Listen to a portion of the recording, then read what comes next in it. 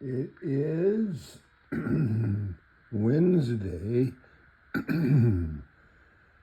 25 September 26. There we are on the February calendar. It's Wednesday, right in the middle of the week. Hump-day.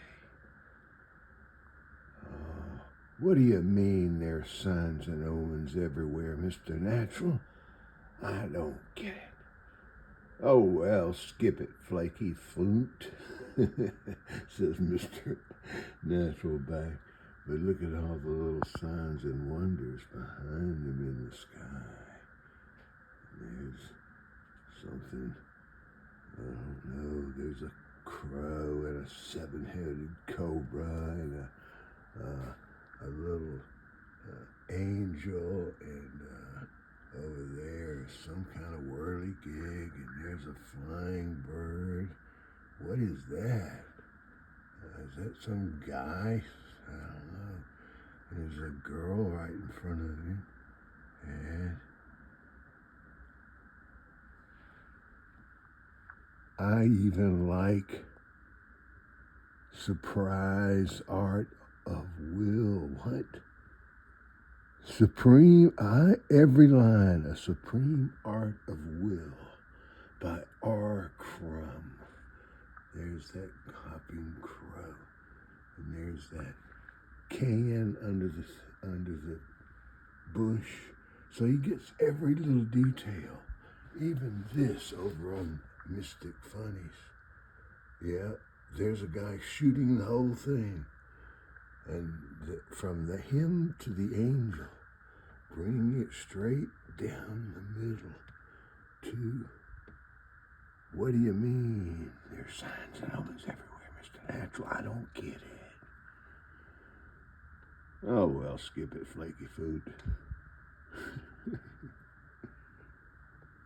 Okay. And up here to the Hudgy, Babaji, kicking back with his hookah at his house right there. I've been right at that door. I've been in that spot. They now have a little chair. It's not that chair, but it's a fancy little chair. Simple but fancy, with a rope across it, so you please do not sit in the chair, says the sign. And there's my friend, the friend of my life, Chari. Oh. He looked at you from a distance, and wherever he was looking from, he saw right through you. Yes, he did. And here the snowmen of yesteryear, but that's Let It Snow, it says. And that's my Christmas decoration, but I'm leaving it up all the time. There's Monica's mother's ashes underneath the arch. And there's my mother hanging out with Monica's mother. That's Christian coming home on Ash Wednesday to meet his sister Mary and his brother William. You'll see that repeated elsewhere here, because I did the same thing with my two older brothers, Trip and Johnny. Okay, here's my books. And the State of Clark, 338:31, 225 Wednesday, and it is not 75 degrees. It's about 70. That's about 5 degrees too cool. This is another one of my 5 or 10 greatest movies ever made. And she's looking off camera. And this is called, the movie is Hearts of Atlantis with Anthony Hopkins, the maestro, greatest actor in my lifetime. And I think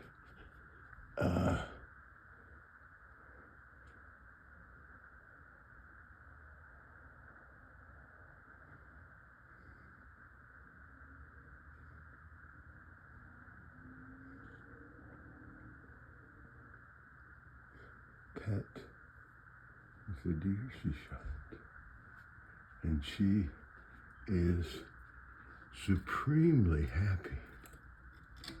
Look, we're flashing back to what would that be, 40, 50, during the war? I don't know. She would have had grown children by then. There's my Sahajmarg emblem, repeated. The one I saw over Chari's head, as I was telling him about Sitka. God, that was back when I was seeing Burka. That must have been, that was a long time ago. And here's something, Miss Julie Rue. Oh, that is one person who called from Ochsner, and her name shows up on every phone call from every phone incoming to me. It's Julie Rue calling you. Somebody I never talked to. There's the love of my life again. Celine and Sonny at Christmas. Beautiful little frame. Really, I should get a little more light on there. There we go. And we're down to Christian as a baby. Hello, Christian. Jump right over here, and you're grown up with a family. Family is not an important thing. It is everything. Amen, Nautica. Nautica is so cool. There she is. And, you know, she's such a beauty. Look at her. And look at my grandson. He has autism. I am going to try to help reconnect his light body to his earthly body. Because it needs connecting.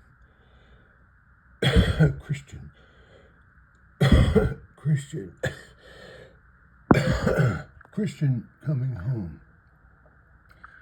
Me coming home.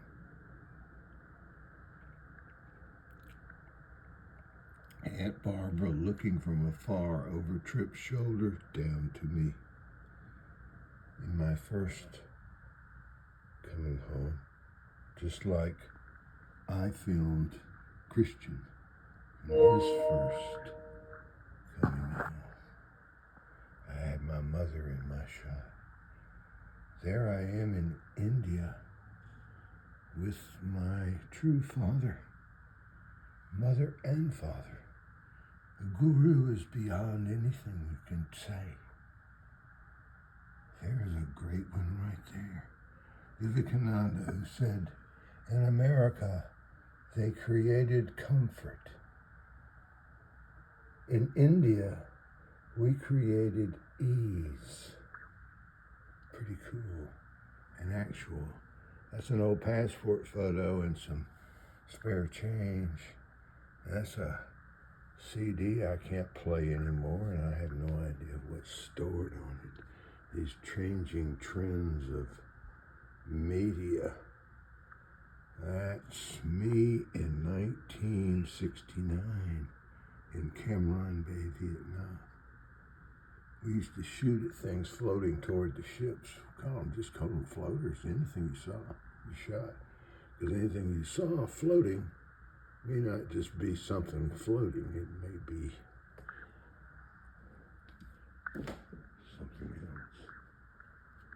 So you had to explode them away before they came up and bumped against our ship, which was carrying 1,000-pound bombs, howitzer propellant, M14 and M16 rounds, and assorted ammo, typical ammo run to Vietnam. That's what I was on, an ammo run.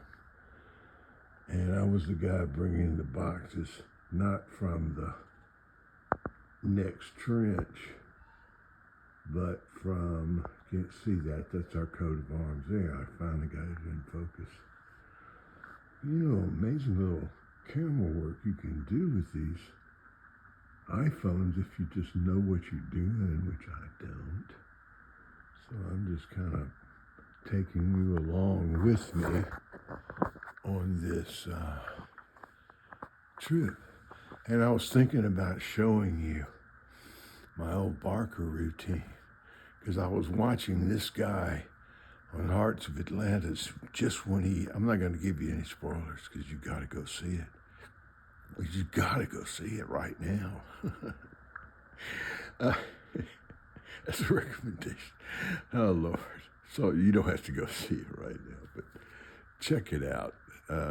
Anyway, so guy, he's doing a 3-card Monte, and the boy does not even look at the hands flashing down there, and the guy is going through his deal, and he's saying, "It's so easy, easy peasy Japanesey. Come on, this is the deal that fooled the Sheik of Araby." This next deal, son, he found it, picked it out, just like that. It says that one right there. And he wasn't even looking at the cards. That's the thing. He was reading this guy. You know, when you read somebody, you take in their entire body, the position, and then, of course, the face, where everything shows eventually. Because we have the most expressive nonverbal communication. Well, I can't say the most, because the animal kingdom has some pretty impressive ones. All of them are nonverbal, most of them. Think about the crazy birds in, where is it? Formosa or somewhere like that. That's that one, not Guam, but the one just off north of Australia. Anyway, that little island there. I know somebody will think of the name of it. I can't. What got me down there, talking about that, of all things. See, this is how the conversation goes these days. I was going to show you, to get back to the track, I was going to show you, what was I going to show you? Oh, yeah, that Barker thing where he was doing the cards, the 3-card Monte. The kid found the one that nobody had beat, that shuffle, the guy said. He said it was a fluke, because it was a fluke. I don't know, it's just a fluke. The guy said, "Yeah, right, kid." And so he takes off his, what's he wearing, man? 23 skidoo hat, you know, bamboo, whatever. Those cool little floater, flat top, you know. Yeah, you know what I'm talking about. With a black band around it and a straw, you know. A little psh, psh, psh.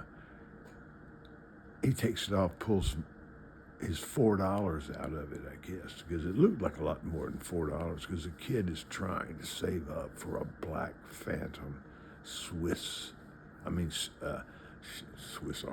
I was going to say,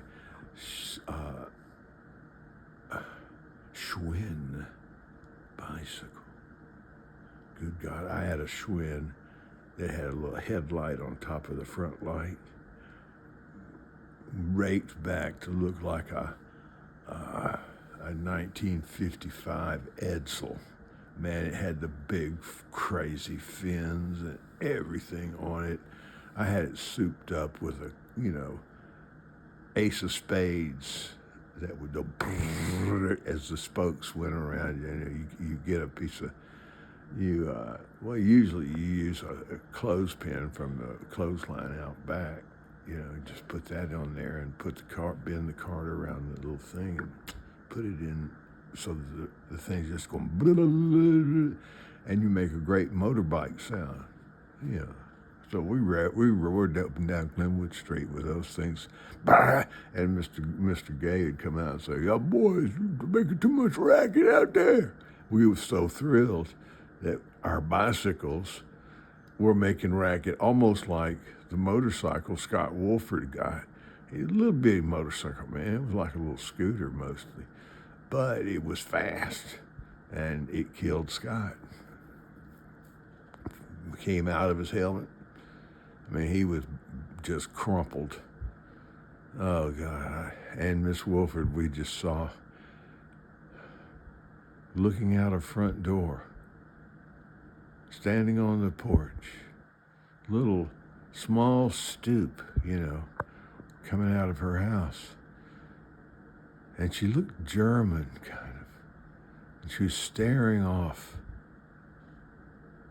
past us playing in the street, looking for Scott, who was never going to come home again.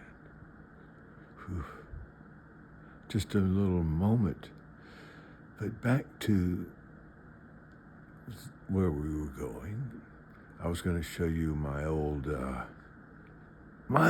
Barker's routine. When I left Zen Center, I was kicked out, actually. No, let's just be honest. I was hospitalized. I was sent to the hospital by the police. Well, if you have in your back pocket of your jeans I don't even know if I'm on camera. I need to turn this around and go with, we're at 17 minutes in this. Let's just get set up and I'll tell you my San Francisco Barker story and how I got to be a Barker in San Francisco. Okay. Chapter umpteen of this thing. Okay, bye.